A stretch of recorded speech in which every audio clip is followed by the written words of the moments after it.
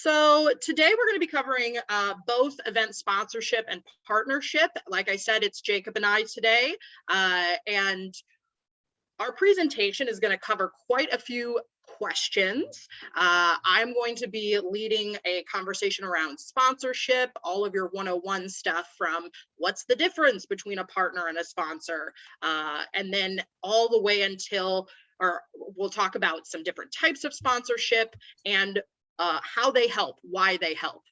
Jacob will then take over the mic and he will lead us in some past examples of partnerships, really getting into ways that they can be involved and what makes a good partnership. Then together, we will talk about how to make an ask. And before you even make that ask, how do you develop a relationship with your potential sponsor or partner? What should be included? What can you offer? And then finally, we'll talk about acknowledgement and why that's such an important piece to the puzzle and what that can look like for you. All right, but before we jump into me talking, I'm going to do a informal exercise. So feel free to use the raise hand function or write your response in the chat to share. In this hypothetical, you are throwing a street fair for your district, but you need additional help to pull it off. What is your strategy towards partners and sponsors? Who do you ask? How would you do it? Feel free to just drop those things in the chat. I'm going to give everybody a minute so that we can see what people's responses are. Gorgeous, already coming in.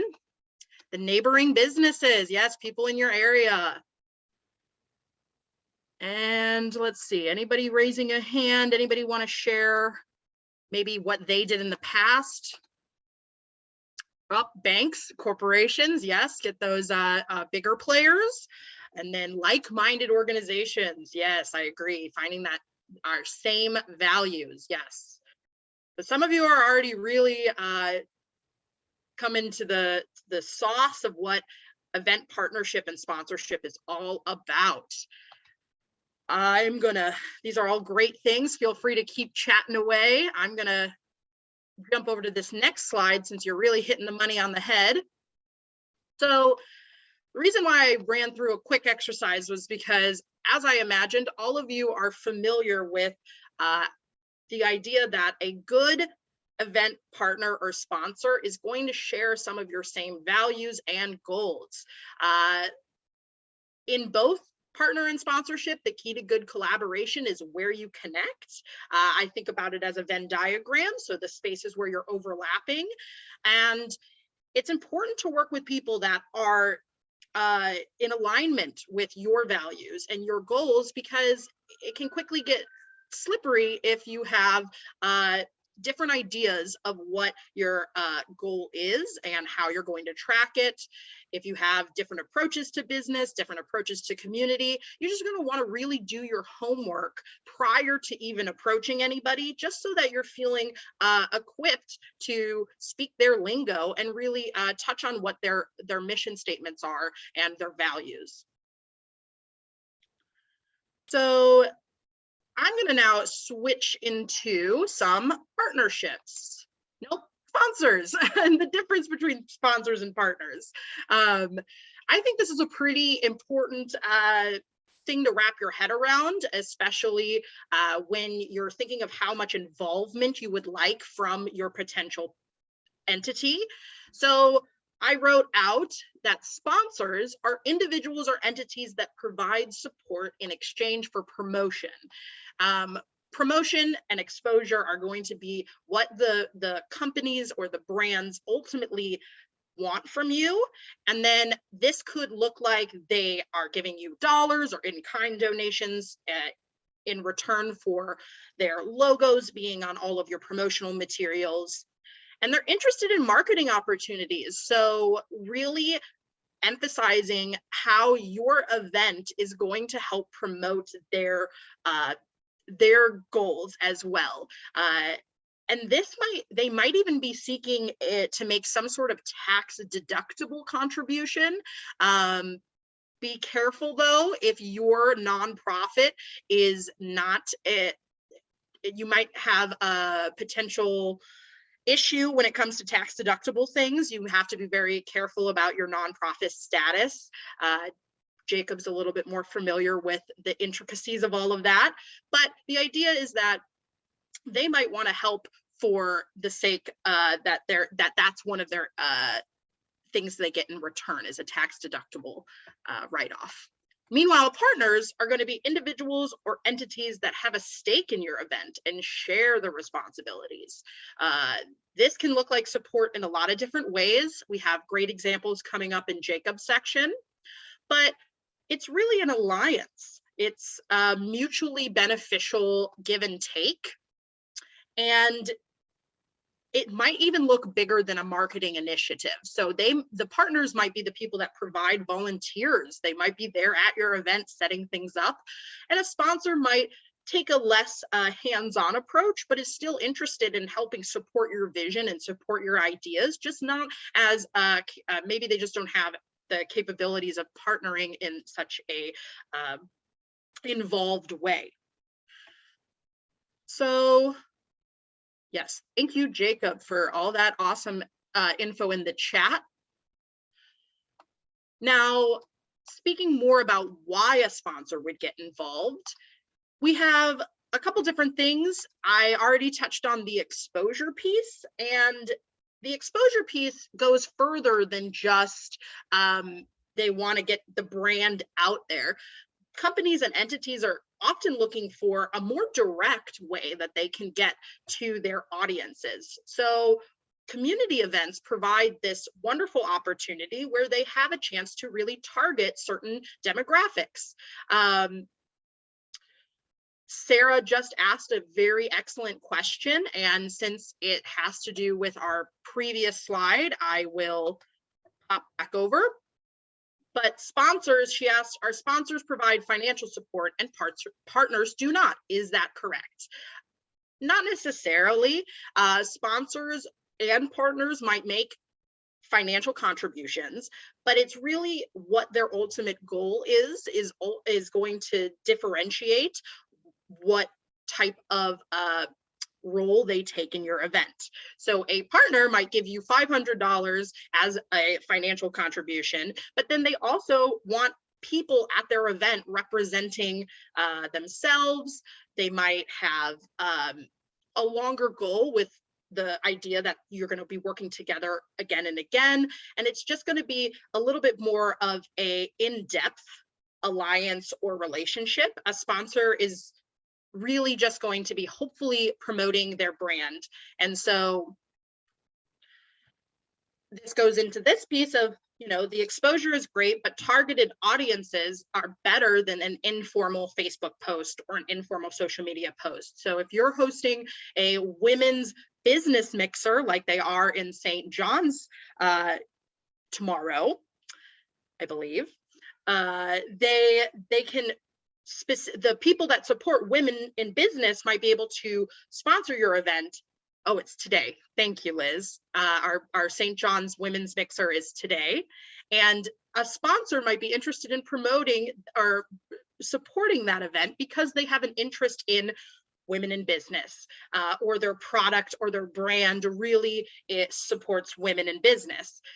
Similarly, sponsors want their brand or their company attached to good projects, and community events is an excellent way to kind of get a reputation within the community that you're somebody that's trustworthy, has the same values, and is community minded. So if you see Nike appearing at these large corporate events, but also supporting your district specific events, that creates just a different feeling around the brand. So really emphasizing how important the community projects are to the overall appeal of somebody's brand. And finally, a sponsor might get involved because they're interested in data. Data, I like to say, is similar to money. It's just as important as money in this informational era that we're in. So data is a way that a sponsor can get something out of your event, and it might not cost you that much. They might be looking for an emails that you've collected, or demographic information, Or sometimes they just want to know how many people are attending, what the engagement was like, and just get a better understanding of who you interact with. So there are a couple different types of sponsorship. And while we are most familiar with the financial side of things, there are also other things you can ask from sponsors. And again, your ask is probably going to be, they're most interested in the promotional offerings that you give them in return. So for financial, a business might give you $500 in return for printing their logo on all your banners and flyers and swag. But additionally, you can ask for an in-kind donation. So this is where a sponsor provides goods or services instead of currency. And it can be booze, it can be other types of drinks, but the example that I picked was a venue may sponsor your event by donating their space in return for marketing. So if McMinimans is hosting your event and they're your sponsor, they could donate that space, but in return, the McMinimans logo will be on all your promotional materials, or they're involved in your email blasts. And then finally, a new type of sponsorship that has kind of popped up over these last years is digital sponsorship. This is where a sponsor provides tech or digital component in return for data. So my example is that a tech startup wants to design an app for your event, but that app also gathers data, and therefore it's beneficial for them as a sponsor because they're getting demographic info, email addresses, yada, yada, but you're getting a brand new component that's on the cutting edge of what makes people excited about events. Digital sponsorship comes with all your fancy media interactive walls or photo booths or things that, you know, they can provide that elevate your event while also gathering that data piece that they're most interested in. So now that we've talked a lot about why sponsors get involved and ways they can get involved, sponsorship levels is how you make sure that you're catching all of your potential partners. Sponsorship levels are different tiers that have different levels of involvement for your sponsor and come with different perks. A sponsorship level, the idea is that it makes it equitable for everyone, so that we're not leaving anybody out just because they can't contribute to a certain degree. And I picked this graphic that was for, an ice cream social. And I don't think it was Portland specific, unfortunately, but one thing that I loved about this graphic was that it really concretely showed what the different offerings would be if they signed up for the banana split premier spot or the ice cream sundae second tier spot. It's kind of nice that it's themed so that the event and sponsorship levels all have the same branding, all have the same look. And it really just shows that you've thought through how to make your event engaging for people that might not have that much money or time. But it also shows how easy it could be to move up to that next tier. So if a vanilla is, you know, $150 more, they can become chocolate, and then they get their company name on an event t-shirt, and that's walking branding. So really thinking through what's attractive about each different level and how can you kind of move each sponsor up the level so you can get a lot of higher upper tier level sponsors. Oh, thank you, Eleni, for appreciating my graphic that I found. Now I'm going to turn the microphone over to Jacob, and he is going to talk a lot about partners and ways that they are involved and some examples about from past events. All right, Jacob. Hey, thank you, Gabby. It's all great info.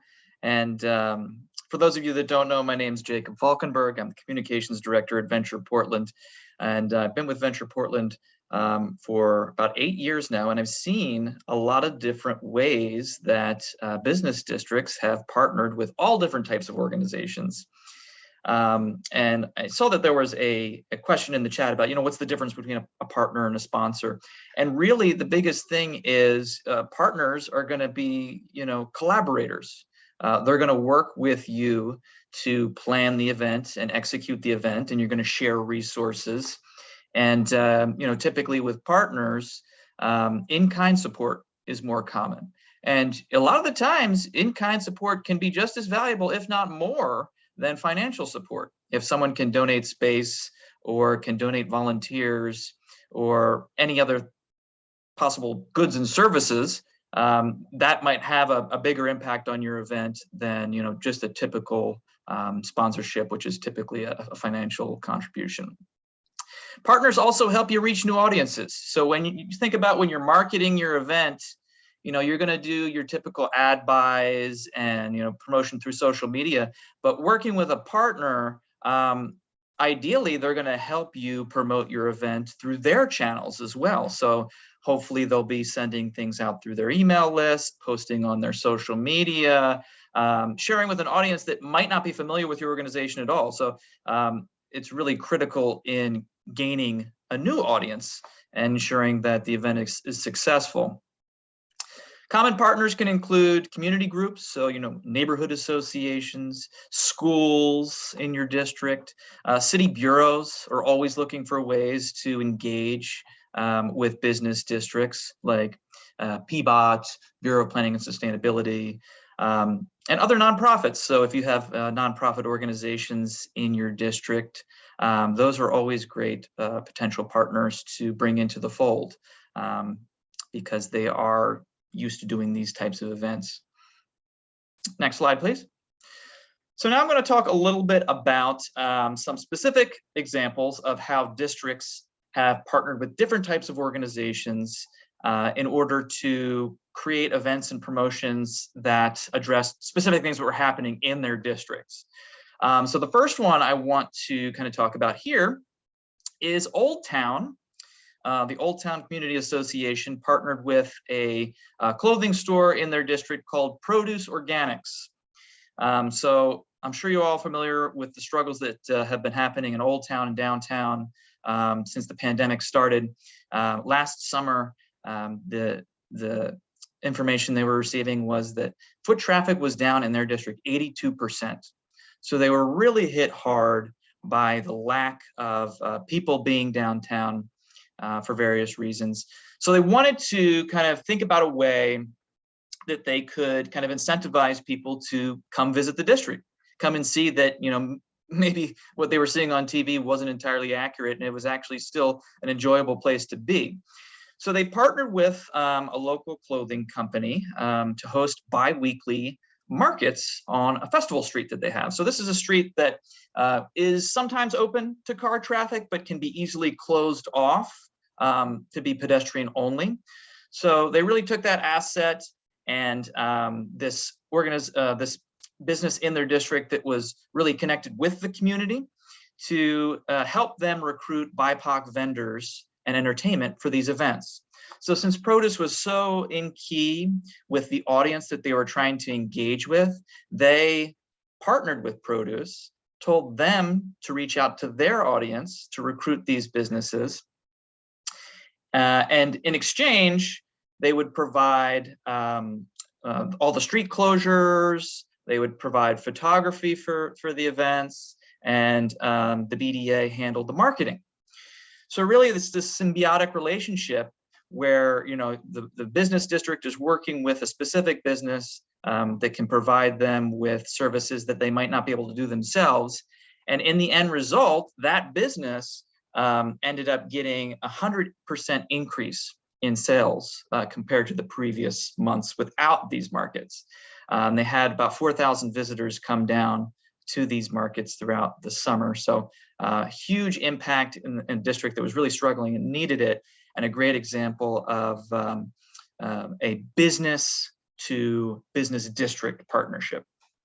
All right, let's move on to the next slide here. So next one I want to talk about is 82nd Avenue. So they did a series of cleanups over last summer as well. and they partnered with Solve, who I'm sure a lot of you are familiar with. If you haven't gone to a Solve cleanup or worked with Solve to host a cleanup in your district, I highly recommend it. So 82nd Avenue is a very long district, very difficult to manage the trash issues because of the size of the district. So what they did was partnered with Solve to schedule a series of cleanups for very targeted areas. So they picked the most popular nodes in the district that had the most businesses and scheduled cleanups from the beginning of summer into the fall. And that allowed them to do some very specific outreach to the surrounding neighborhoods, people that would be interested in volunteering their time to help beautify areas directly adjacent to where they were living. And Solve also helped recruit the volunteers, but they also looped in local organizations in their district, APANO, which is the Asian and Pacific Islander organization there, and the Jade District, who supports a lot of the Asian-owned businesses in that area. And those organizations help them also recruit volunteers through the businesses that they work with and the communities that they work with that they might not have been able to reach out to, whether there was language barriers or cultural barriers. Working with APANO really helped them engage with those communities. They ended up hosting 7 cleanups and recruited 132 volunteers and cleared 3,300 pounds of trash. So really taking this big, daunting task, breaking it down into smaller chunks to make it more manageable, and choosing the right partners to help them get the volunteer power to make it happen, because one person cannot do it alone. Okay, next slide, please. The next one I want to talk about is a partnership that happened in the Central East Side, also last summer. Districts were busy last summer. They were really eager to get out and start beautifying their districts and encouraging people to come back. So in this particular instance, the Central East Side was having issues with crime and traffic safety adjacent to its only school. So Central East Side, if you don't know, is an industrial district, but they do have a school in the area. So they wanted to kind of help this school deal with some of the issues that they were facing. So the first thing that they did was they reached out to us at Venture Portland and secured a grant, a district enhancement grant. And this was for street painting and activation project that they were going to do. But the grants that we offer are really only meant to fund a portion of a project. So it's up to the business districts to go out and find matching funds or in-kind contributions to kind of put them over the edge as far as being able to do the project successfully. So they reached out to a design studio in their district called Some Design Studio. And that design studio provided the design for the street painting. The school that they were working with and the neighborhood association helped them reach out to parents in the district and other residents in the neighborhoods adjacent to the district to help them recruit volunteers to actually do the street painting. And then a local artist helped them coordinate the volunteers. So, how do you get this giant design on the ground? And, who's going to paint what? And how do I paint, certain types of things that might not be as easy for someone who's not an experienced artist. So having that person there to coordinate the volunteers was incredibly useful. And then finally, they reached out to Miller Paint, which is a local paint company, and Miller donated discounted paint. And they are very involved with community projects. If you're ever looking to do a project that needs paint, Miller Paint has always been a great partner, as well as Metro Paint, if you're looking for something very simple and basic. So thinking about what types of organizations are in the city that are relevant to the project that you're trying to do, reaching out to them because they're always looking for positive PR, as Gabby was talking about. And next slide, please. And then the last case study I wanted to highlight is a kind of an ongoing relationship that was fostered between the Foster Area Business District and PBOT. So this is a collaboration between a district and a city bureau. So in 2019, PBOT launched a massive streetscape renovation to the Foster Road district there. And you know, they were really looking at improving the safety in the district, but it was no easy task. For those of you that had previously driven on Foster Road, it was like a drag strip. I mean, it was just people just flying down there, and it's a very long road. So really to make an impact there, PBOT had to do a significant amount of work to improve crossings, street trees, lighting, sidewalk, you name it, which also meant that PBOT had to put up a lot of these barriers that you can see in that photo there at the top. And as many districts who have dealt with construction know, these barriers are to keep the public safe, but also have a psychological effect on the public. And many people don't visit businesses that have these barriers in front of them, whether they don't feel like walking around the barriers or it looks like the business is closed. So over the years, PBOT has really heard a lot of feedback from the businesses in the districts about how this is negatively impacting sales for a lot of these businesses.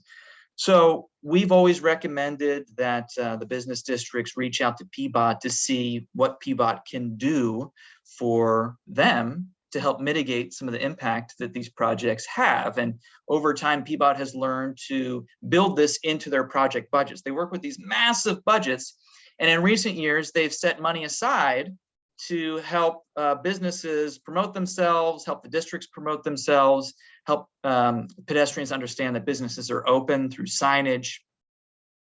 And in 2019, Foster approached PBOT with these concerns, and PBOT worked with them on a promotion called Foster Faves. And this is a social media promotion where it's really meant to incentivize people to go out and visit businesses by taking a picture of the business, posting it on Instagram with a specific hashtag, Foster Faves, for a chance to be entered to win gift cards. And PBOT helped them purchase gift cards from all over the district, from all the local businesses, and those were used as prizes in this promotion. So not only were the businesses being supported, by the purchase of these gift cards, but they were being supported by marketing and promotion, and a lot of that was funded through PBOT. So things went so well after the streetscape project had been completed. PBOT returned to the Foster District during the pandemic and wanted to work with them on activating some of the public plazas and parks in the Foster and Lentz districts. So recently they came back with a $10,000 grant for these two districts to put on events in these public spaces. So as you can see there in the flyer, the Lentz community did an information and culture fair at a PBOT-owned plaza at 91st and Foster with a lot of entertainment and raffle prizes and information about some of the businesses and organizations that operate there. And that was primarily funded through PBOT. And it probably wouldn't have happened if this previous project that they had worked on with the Foster District never came to fruition. So this is a good example of kind of fostering these relationships, developing relationships with organizations, and keeping in touch over time. If something is successful for them and it has that mutual benefit, then they're going to come back if you have other opportunities for them in the future. So let's talk a little bit about how you can develop a relationship with an organization. So you want to start thinking about your potential partners now. So when you want to make an ask down the line, when you're doing an event or promotion, they'll know who you are and know what you're all about, and it won't be too caught off guard from just having a random ask. So easy ways your district can do this include inviting them to attend a mixer or other events happening in the district. Organizations love to be present, but they need to have that direct contact to invite them to the events that you're having. You could ask them to present at a meeting. So just give them, 5 minutes on an agenda at your next member meeting to just talk about what they do as an organization. It's a great way for them to kind of expand their audience and really improve the public understanding of what they're doing. After, you've had this contact with them, maybe ask them to join your business association as a member. And maybe, nonprofit organizations receive discounted membership. But once you've got them kind of familiar with what you do and who your audience is, ask them to join.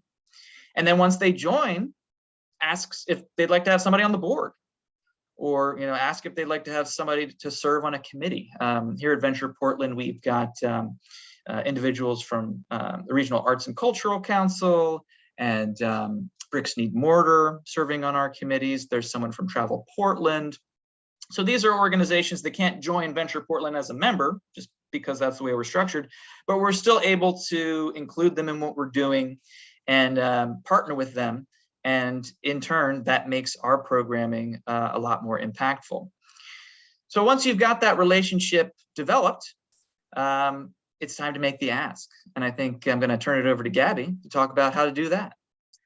Thank you, Jacob. I appreciate all the specificity and examples. I feel like that's some of the most tangible takeaways from these webinars, is that you have real existing projects that have been successful. So now that you've developed the relationship, you're going to move into the approach. And as we talked about with finding your shared values and shared goals, you're also going to want to think about that when it comes to your approach. If you're going to be asking for their help, it's going to be important that you know what you're asking about and coming prepared.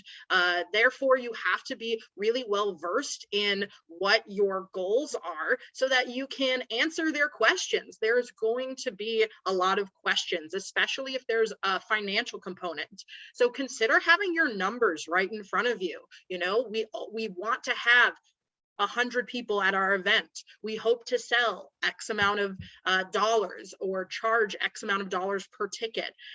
Being really clear about those numbers is going to look more attractive than just a general, hey, get involved with our event sort of email approach. Similarly, you have to be incredibly clear about what you're asking for them. Jacob made a good point, really separating differentiating partners from sponsors, because the partners are going to be collaborators. So really identifying what that collaboration looks like, who's in charge, what strategy are you using, making sure that those details aren't left for while you're in the middle of collaborating, and instead being proactive and having a very clear approach to what you're asking from them. How many posts, if they're doing the social media aspect, and then being able to track that, an agreement that is mutually beneficial for both of you is going to show through just all of your completed projects. But if you're not clear ahead of time what the work looks like, it's going to be hard to know who dropped the ball and where you could do better for next time. So finally, after you've really honed in what your details are, you're going to try to think about how you ask them. As we said, an email is less personal, but people do check their emails, and maybe that is your mode of communication already. But if you have a chance to get them in person, if you have a chance to pitch your event while you're setting the stage, so you can bring them to the venue, you can, take them out to a local business and restaurant so that they're meeting some of the community that they're going to be supporting. How can you best showcase the event that you're preparing for, while also creating a welcoming atmosphere for any questions they have, any reservations, any concerns? So just really considering those performance elements that go into making a good pitch. So once you get that table, how does this all go? And what are some tools that you can say, or what are some phrases that might be helpful to getting their attention? In your introduction, you're going to have to cover all those pieces that we just talked about, from the numbers all the way to your projected goals. Who will be attending, the who, what, where, when, and why. You're going to want to make sure that in that introduction, you come across like you have all of that figured out.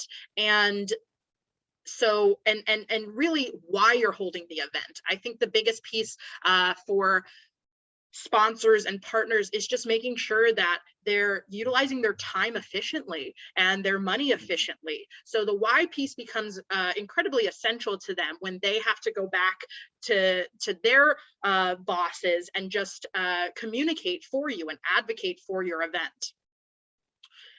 So they're interested and they're ready to potentially make a partnership or become a sponsor. So how does the offer go? This is where you're going to outline your needs and what they will get in return.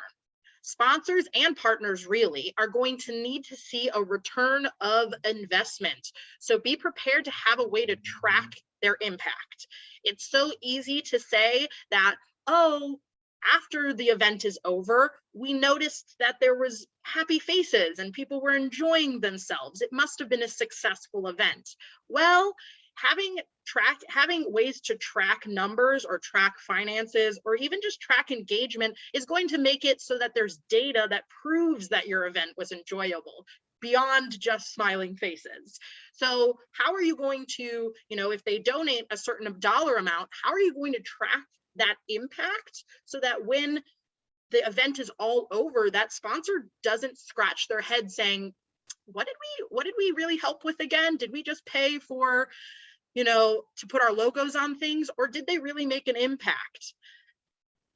This could be something more formal. This could be something where you have a pitch or a presentation, but it could be informal where you agree verbally, just encouraging you to write everything down and be very clear so that, again, there's nobody, if the ball is ultimately dropped, you have a way to reflect and do better. Finally, I really think that a call to action incentivizes both partners and sponsors to get involved in some capacity.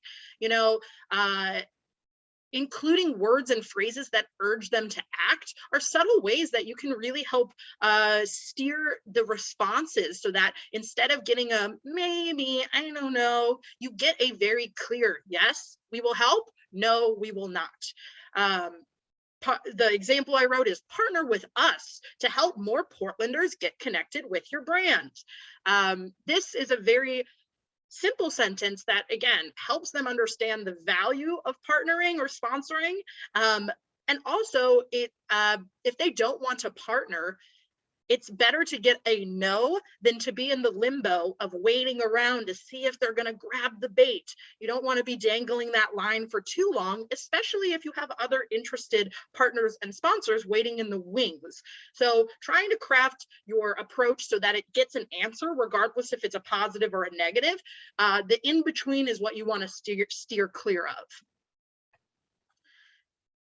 So now you've got a sponsor, you've got a partner, and you've thrown a community event or you've activated a brand, and the whole thing is gone off without a hitch. But then what's next? And this is a piece that I think is incredibly important, but can be forgotten about if it's not thought of ahead of time. So acknowledgement is more than a thank you. And all your partners and sponsors should be acknowledged, but the degree of which you acknowledge them might change depending on how much they helped. So no matter the size of their contribution, everyone who helped support your event must be acknowledged, and different partners and sponsors will want to be acknowledged in different ways. This could include social media, logos on promotional materials, like we said, a banner at the event, even a verbal recognition. If you're presenting at your event acknowledging your sponsors verbally is going to, again, encourage them to work with you again, because they're not an afterthought. They're always a player, and they're always considered in addition to all the other moving parts and pieces. There's also a way to make your thank you go further. And this is going to be up to you to decide what sorts of things can really make people feel acknowledged. A handwritten card sent to your partner or a slideshow of pictures that highlight their involvement in the event is going to be so much more fulfilling than than a normal just thank you.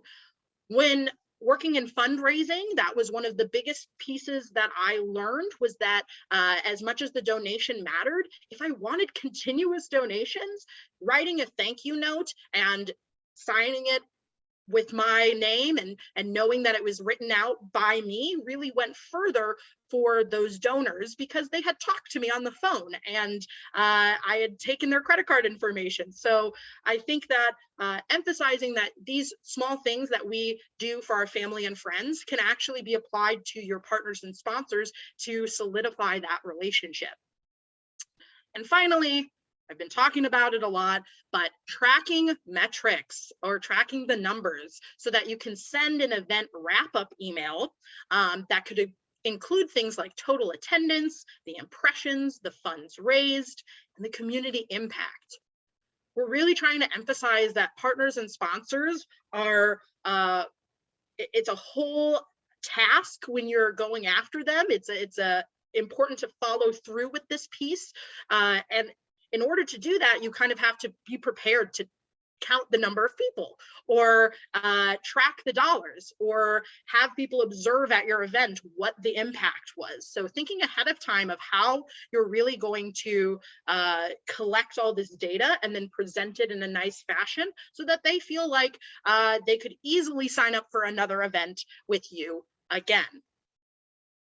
Now, I wanted to take a second to talk about two different examples. First, I'm going to talk about an example of acknowledgement, and then I want to jump back to those tiered levels of marketing and or tiered levels of sponsorship. And I'm going to ask Mackenzie to share some of her experiences. But before that, here's a cute Instagram post from Prosper Portland, and this was made after the My Pupils Market event. Now, the post itself had many different slides on it, including the vendors and the event planners, but they had a whole section on their post for their sponsors. And for me, I think this is, again, just something that it doesn't have to take a lot of time, but it ropes in the partners and sponsors to the community, to the community event, as they're at the table as well. They're just as important as the volunteers who put up the tents, even if they, their contribution was dollar amounts. So this is just a very, one example of a social media post, but you can jump on your Instagram story and shout them out live, or doing some sort of creative approach to just saying thank you. Now, before I go into questions, if Mackenzie, you don't mind, I might jump back all the way to our level slides. Okay. Bring back the cupcakes. We all want the cupcakes. Or ice cream, rather, but or yes. Ice cream, yes. Thank you, Mackenzie. Please share your experience. Yeah, absolutely. So I have had the pleasure of working within the corporate partnership marketing department for our home team, the Portland Blazers, or the Trailblazers, and we had a number of different levels, similarly to this graphic. Maybe we would use basketballs instead, but similarly to this, we wanted everyone to be involved who wanted to be involved. And so we created kind of these level of tiers that made sense for people.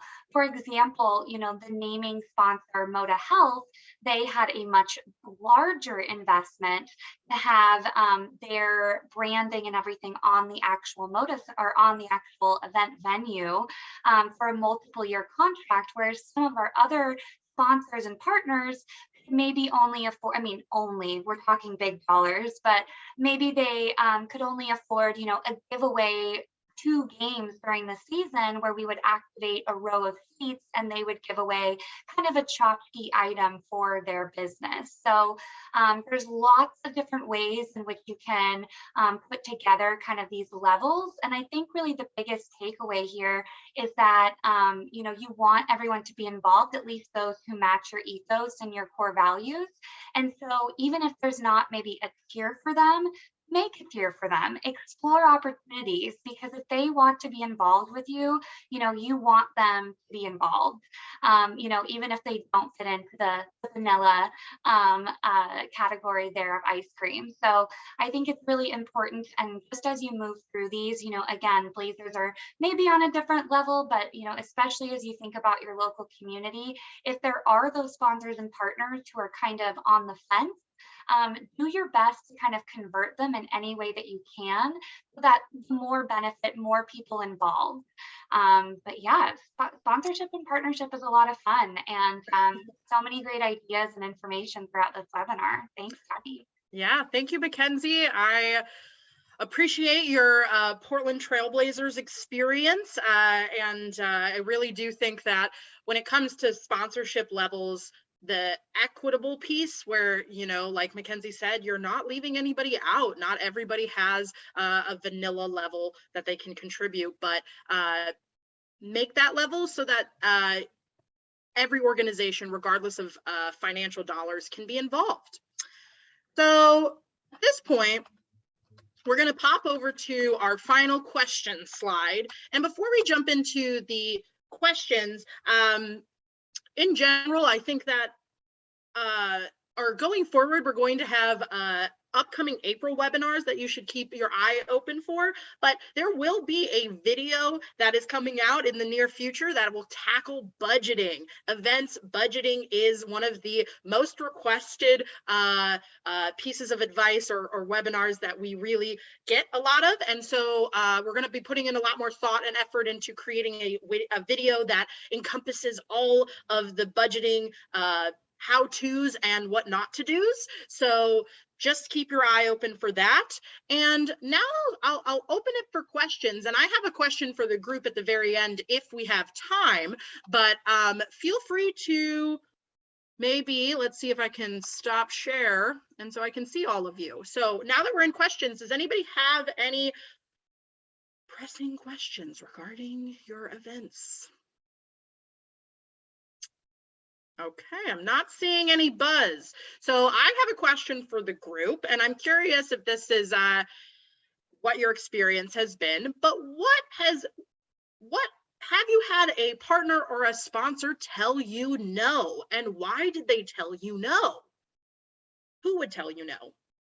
So take a second to think about that, and maybe we've all had only successful partnerships and everybody said yes, but I'm sure there's somebody out there that got a no. Oh, Deborah has a hand, maybe? Yeah, I mean, I can chat about it. There's, you know, you're always going to get no's when you ask people. And a lot of it has to do whether they've already, you know, spent their kind of marketing sponsorship budget for the year, or if, you know, maybe it just doesn't align with something that they're doing, you know, kind of thing. So a lot of times it really is good if you need sponsors throughout the year to hit people in January, February, even if you have events in the fall, because that's when they're starting to allot their sponsorship dollars, especially large businesses and corporations. If you're going after some of those big entities, you know, they're finishing up their taxes and they're looking at what they've got to do the next year and how much money they've got to put out so that they can, you know, those big names have those budgets. So getting in on those budgets early can be really key, because if you're waiting to ask, you know, 2 months before your event and your event is in November, they might have already spent their donation budget or sponsorship budget way earlier in the year. So don't, you know, be afraid to ask 8 months prior, 10 months prior. If you are already, you know, planning it, start asking. Excellent point. And I really appreciate, again, that it's unfortunately all about foresight. So really getting a grip of like where you want your event to go, and then like Deborah said, just starting that conversation off, inviting them to a mixer, making sure that they're starting to hear from you and that there's buzz around who you are and what you're doing. Anybody else get a no for a different reason besides they just didn't have the money or interest? I feel like those are some pretty big reasons why people are not going to want to sponsor.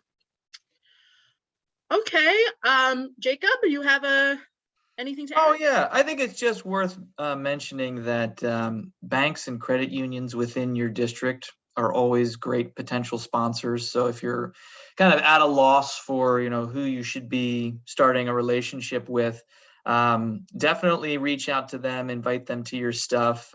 Maybe they could even host something, because a lot of the events that we see in districts, banks and credit unions are a huge part of that.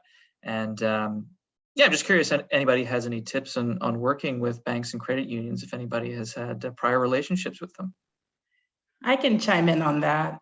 Having 10 plus years of bank experience, I was actually going to speak before Deborah about being able to sponsor, being part of sponsorship for events and things like that. And Deborah nailed it on the head, definitely wanting to reach out to banks and credit unions, even at the end of the year, December, November time, because I know that there were a few times when I was managing a bank that we weren't able to give sponsorship to certain industries and businesses and nonprofits because the funds had already been allotted. But I will say to Jacob's point that banks really enjoy having to be able to host and have the spaces shared for events and things like that. They really love to have tabling events and having their brand out there. So very good points.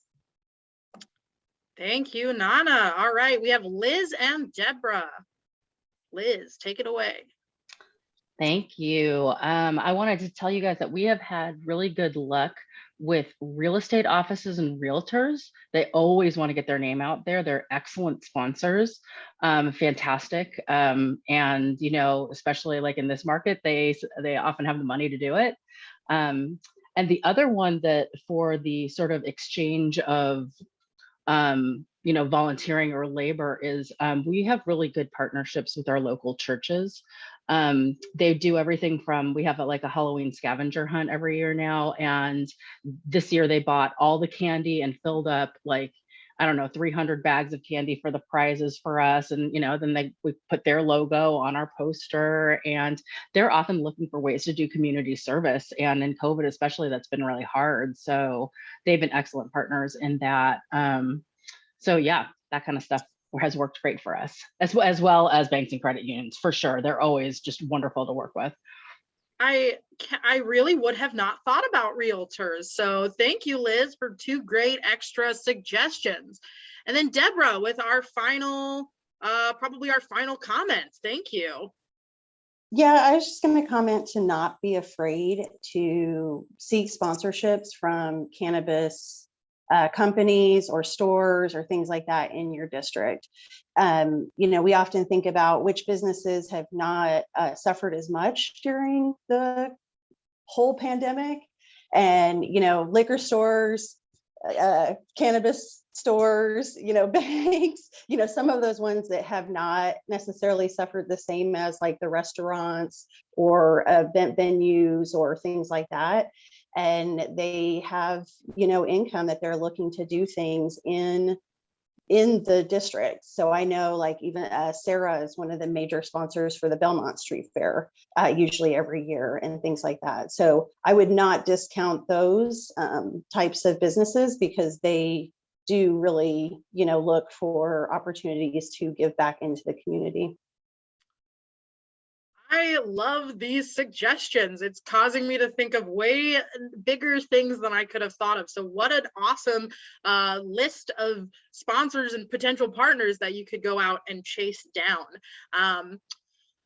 Any last minute, we do have maybe a chance for 1 or 2. I see some, a couple nice little additions in our chat.